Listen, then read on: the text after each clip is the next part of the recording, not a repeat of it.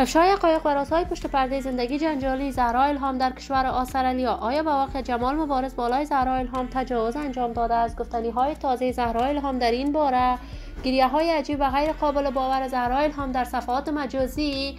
زهرا الهام چرا دیگر به کارهای هنر موسیقیش نمی‌پردازد؟ من در این ویدیو پیرامون حقایق همین ماجرا خواهم پرداخت. پس در ادامه با کانال دنیا اینفو باشید.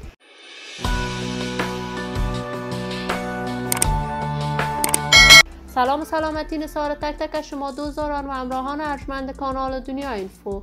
شما را خوش آمدید میگم به یکی دیگر از ویدیوهای جذاب و دیدنی این کانال.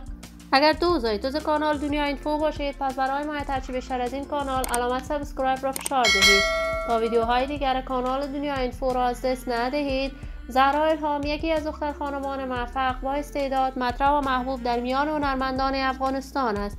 علاقمندان و دوستداران خاص خودش را دارد. زهرا الهام کارهای هنر موسیقیش را از برنامه ستاره افغان تلویزیون طلوع آغاز کرد و توانست در مدت خیلی کوتاهی در میان مردم افغانستان شهرت و محبوبیت بسزایی کسب کند.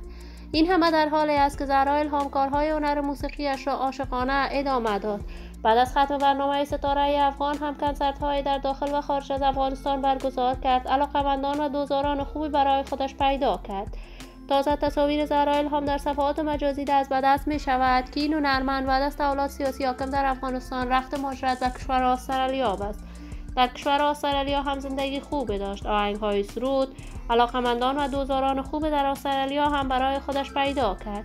این همه در حالی است که تازه تصاویر زهرا الهام در صفحات مجازی دست به دست می شود که این مجرم موفق و یکی از هنرمندان جوان در کشور استرالیا در حالت بدرویی و روانی زندگی به سر میبرد.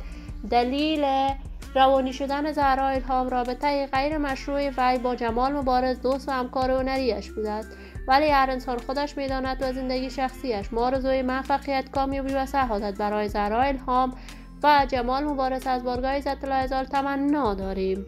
عزیزان و همراهان ارجمند کانال دنیا اینفو، شما هم نظریاتتان را در بخش کامنت با من شریک بسازید. این ویدیو را با علاقمندان و دوستان زهرا الهام و جمال مبارز به اشتراک بگذارید.